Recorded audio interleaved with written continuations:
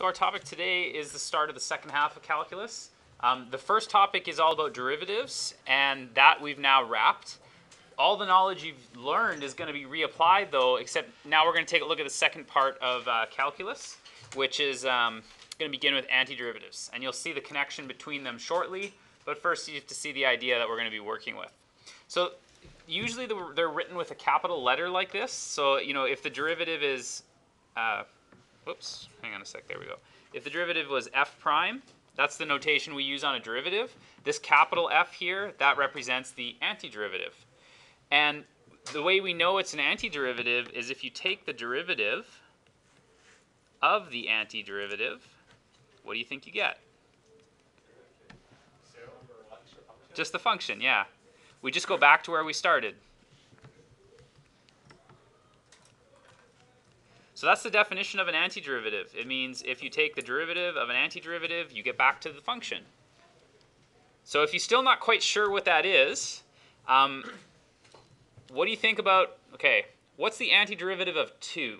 So what I'm saying is, you need to find a function whose derivative is 2. 2x. Okay, so here's 2x. Because if I take the derivative, so those of you who are still trying to figure out this definition, that's what it is. 2x satisfies that problem. Are there any others? 2x plus 2. If I take that derivative, I get 2. Right, there is an infinite amount. So the way we usually write it is we will write it as just having a constant. So this one, the integral for the antiderivative of f of x, that's the notation that you're going to see, that little squiggly s. And this tells us what it's with respect to. So you know when we take a derivative, we had implicit differentiation. We could do it with respect to different variables. In our course, the nice thing, it's always going to be one variable. It's generally going to be the x, right? Or it might be a t, but it's always going to be one variable. So this reads the antiderivative of f of x with respect to x. So that there, that's what you can think of it now. And we call that the antiderivative.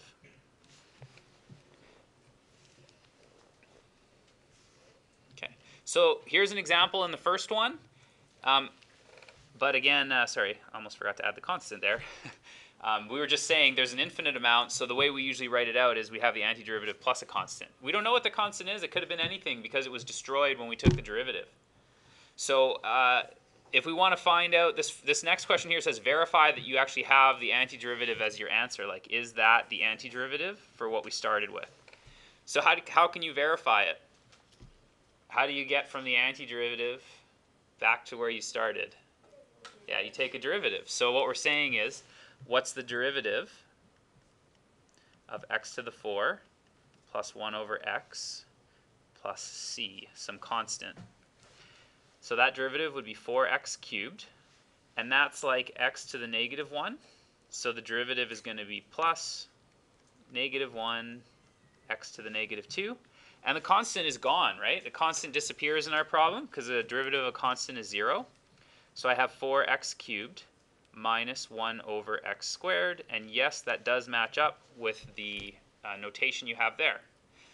So one more time, in case you're this notation here says the antiderivative, that's that big squiggle, of 4x cubed minus 1 over x squared with respect to x. So we're going backwards from derivatives now, and it's with respect to x.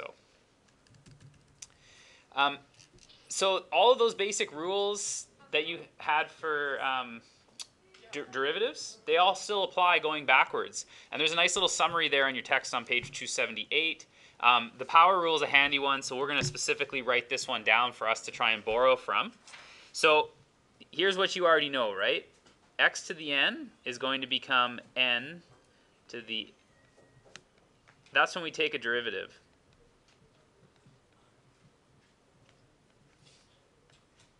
So think about that process. What did I do was I multiplied the exponent in the front and subtracted one. How do you think we could go backwards from that process? So let's try it for a few and see if you can get the pattern. Like say I had x to the 4. What would the antiderivative of x to the 4 be? 4x. The antiderivative, you just gave me a derivative if you said 4x cubed. That was calculus before today. Now we're looking at, can you go backwards? What could you do to make, what function has x to the 4 as a antiderivative? Can anybody give me one? Well, let's use some logic here. What does the exponent have to be? 5. It has to be 5, like 1 higher, because normally you go 1 down. So it's got to be something x to the 5. What do you think the constant has to be? We have to divide by 5 so that it balances out, right? Let's try it with like 9. What would x to the 9 be if you go backwards with the power rule? Okay, so the pattern then, if I have x to the n, what do you think the pattern is going to look like to go backwards? Yeah. Look at what a bunch of geeks I've turned you into. You can say things like x to the n plus 1 over n plus 1 and know what it means. There you go. So this is the power rule going backwards now. It's handy to remember because it will help you, you know, in a lot of these situations when we're taking these pieces apart. Probably just like, you know, you think of how often to use the power rule in derivatives, you're going to use it just as much in antiderivatives. So it's handy to know. Okay, so here when we talk about the antiderivative of x plus 1, I'm going to use this one here, power rule going backwards. I get x squared over 2, and then x. And don't forget that constant. We don't know what that was. We'll talk about dealing with constants later, but for now we get to just write plus a constant. You try the next one. See if you can work backwards on the next polynomial there using the power rule. So if you weren't able to pull the pattern out quickly, here's what I suggest you do. I don't like, these numbers mess me up sometimes. I like to think about it like this. Like put this all by itself. So I'm not even going to worry about that 3. It's just a constant. It's just going to be multiplied in the end. So really, I'm trying to isolate them, make this as simple as possible. So all I'm doing is applying the power rule to those pieces. So that'll be 3 x to the 5 over 5 minus 5 x cubed over 3 plus x squared over 2. Remember, a constant, multiplying by a constant, just do the same thing in the derivative, so you'll do the same thing in the antiderivative. That's the only piece you need to think about the power rule on. Same thing here.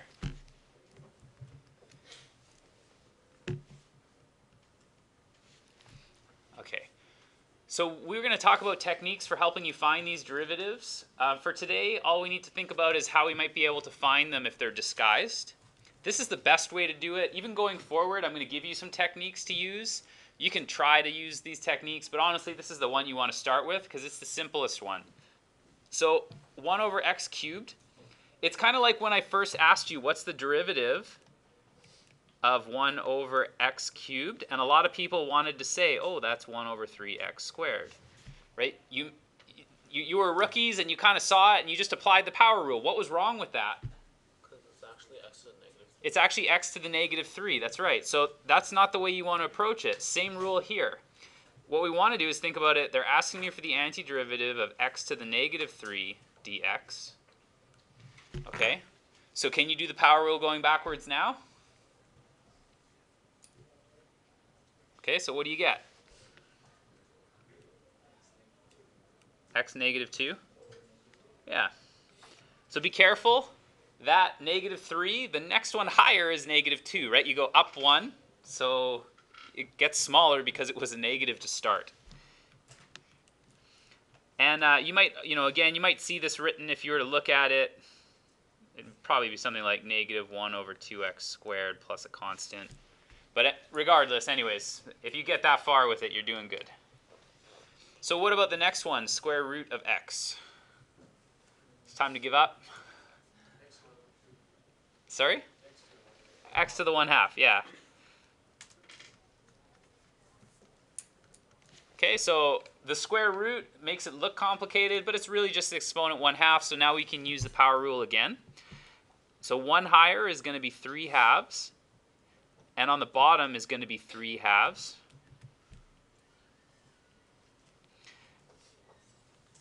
that means this 3/2 that I'm dividing by, it's actually going to become 2/3 once it's been simplified. Can we put decimal on that, like 1.5? No, it should. If you've been given it in that exact form, you should answer in fractions rather than decimal.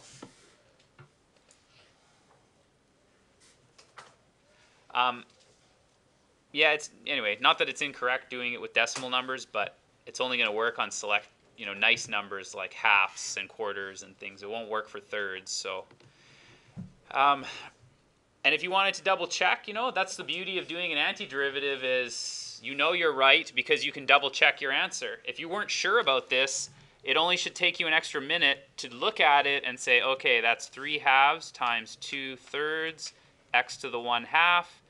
Those are gone, those are gone. So I have x to the 1/2, which is square root of x. So yeah, I know I'm correct. So, that's a nice feature that students don't use enough. If you're not sure about your antiderivative, just check it. It'll only take you an extra minute. So what about the next one? Think about the techniques we talked about because we went through the same process when we talked about, how would you rewrite this to take the derivative? Now, how would you rewrite this to do the antiderivative?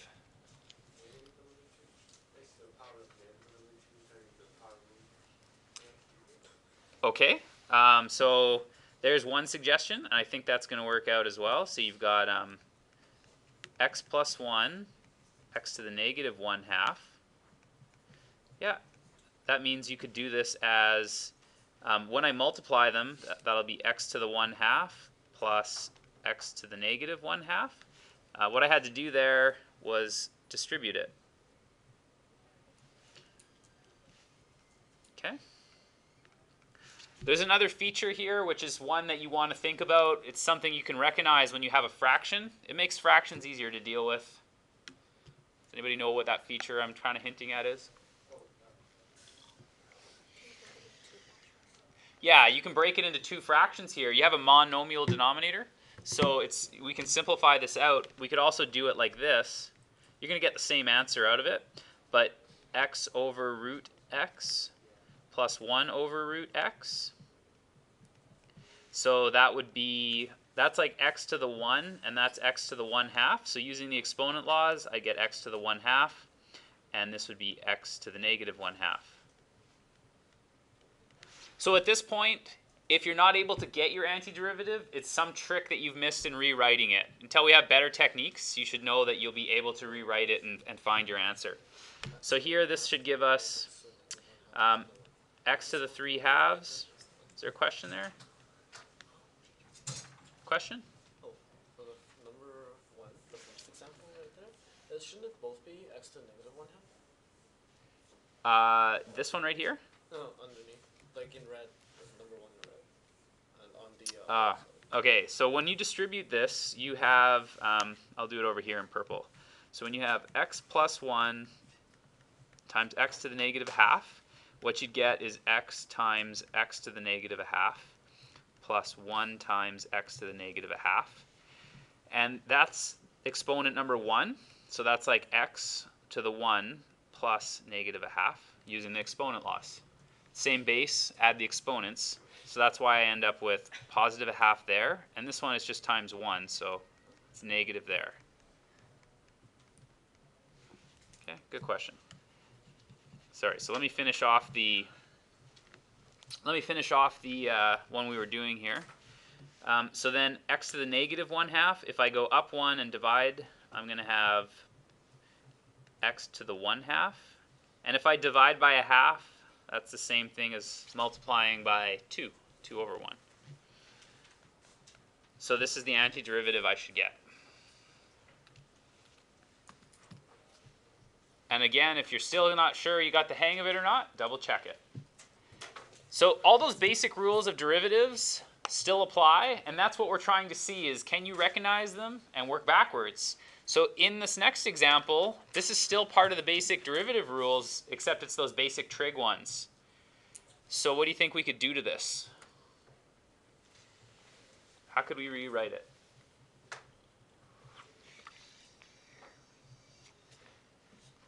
split it up. Okay, so how do you want to split it up?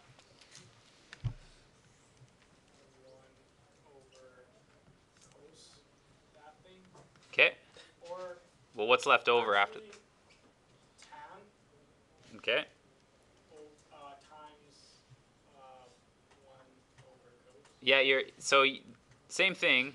You just worked a couple steps ahead in your head, I guess. So that was the suggestion, which then brought us to 1 over cos x times tangent of x. Can anybody take us another step? Sorry? Yeah, secant. If you recognize that one there, that's a secant.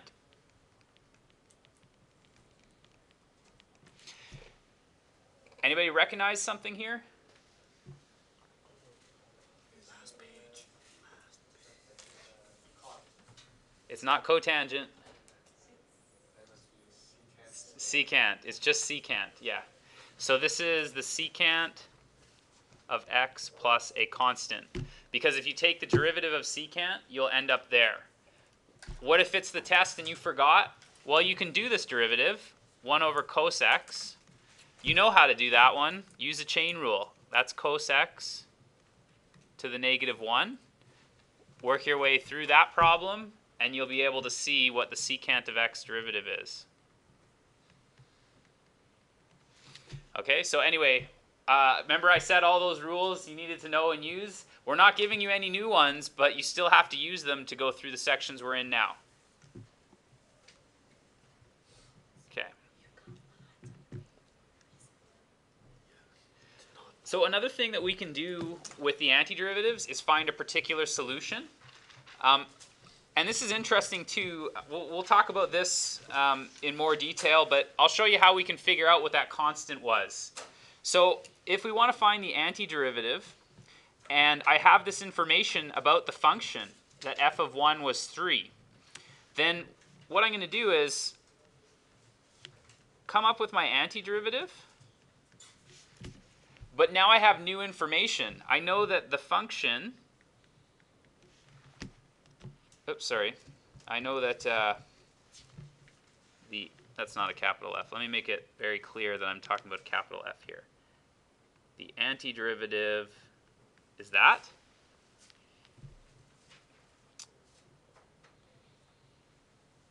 And that is a typo there. That should have been an antiderivative there. And that one as well. All right, first day of a new term and first mistake of the day. Okay. So now I can use the new information to figure out what the constant is. What I'm going to do then is substitute this in as 3 equals 1 squared plus 3 times 1 plus that constant. So if I do some rearranging here, 3 equals 4 plus the constant. This constant has to be negative 1. So this particular solution that I found is x squared plus 3x minus 1. I'm able to reconstruct what the constant was because I had that information. Okay.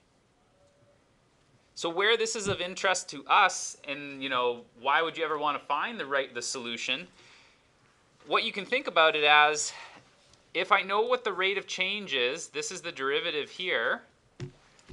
Maybe you're studying something and you know how the population is changing or how the values are changing, and you have a model for how things are changing. If you can measure at that moment what the values are, like maybe I don't know, maybe we're studying grizzly bears, and you're looking at, are they endangered, or how's the population growing or shrinking, what's happening. So you have all this data on what's the rates of change in the population, and you think you have a good model to describe whether they're going to go extinct or how we need to protect them.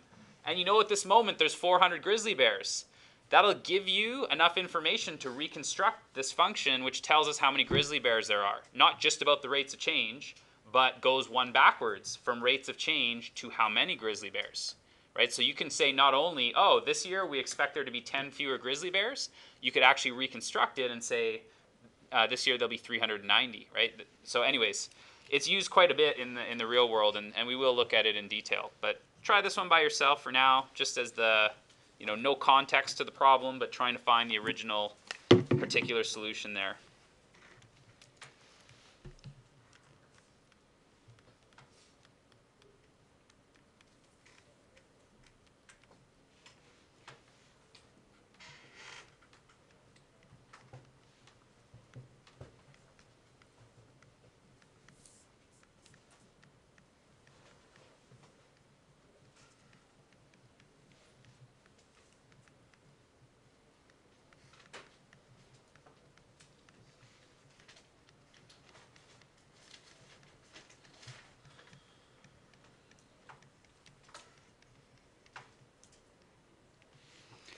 Okay, so hopefully that's where we're okay with. We've used the power rule back. Oh, sorry. Yeah, I paused it on this one. There, okay. You have a polynomial going backwards, and the constant was 1. Can I just see show of hands if getting the hang of that? Excellent, okay.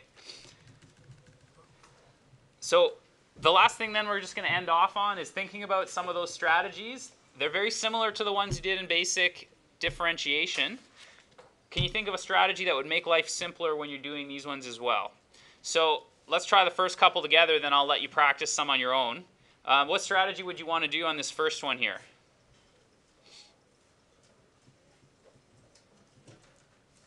Oh, good. I was thinking ask Google was going to come up, but yes, change the exponent is good.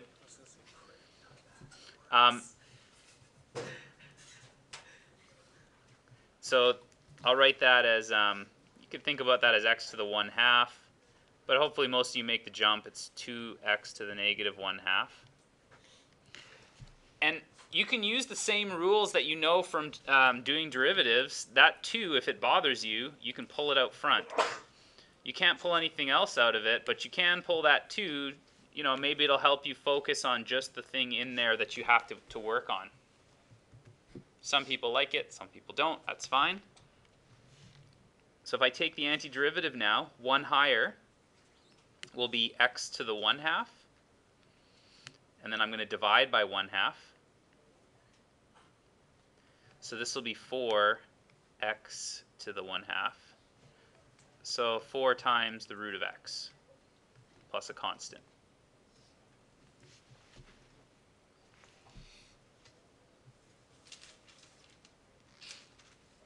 So what technique would you think of if you're faced with the next one?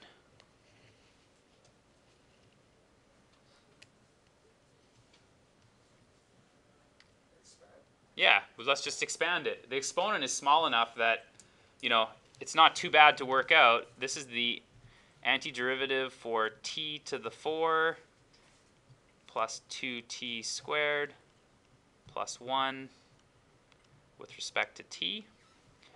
So that'll be t to the 5th over 5 plus 2t cubed over 3 plus t and a constant.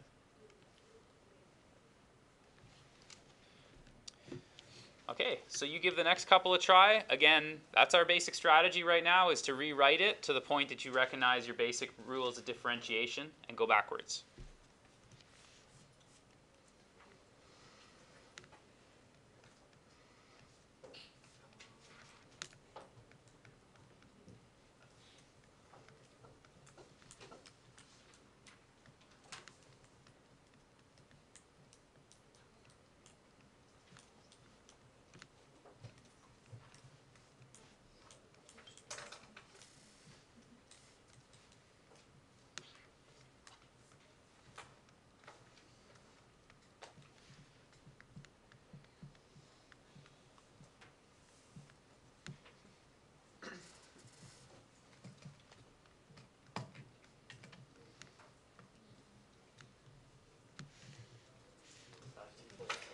All right, I'll finish this last one off since it looks like you guys are getting there.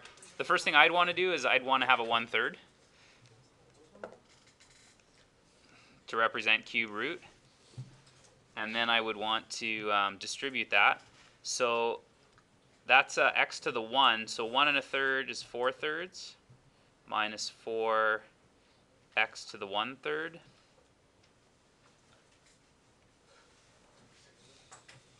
So now I'll go power rule backwards. So x to the 4/3, 1 higher will be x to the 7 out of 3. And I'm going to divide it by 7 over 3.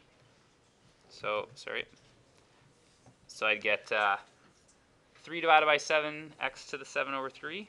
And then the next piece, that's going to be 1 higher is x to the 4/3 divided by 4/3. Same thing as multiplying by 3/4. So I end up with 3x to the 7/3 over 7 minus 3x to the 4/3 plus a constant. Can anybody confirm that? I hope. Okay. Excellent. So that's it. We're just going to get you warmed up thinking about how do you go backwards now.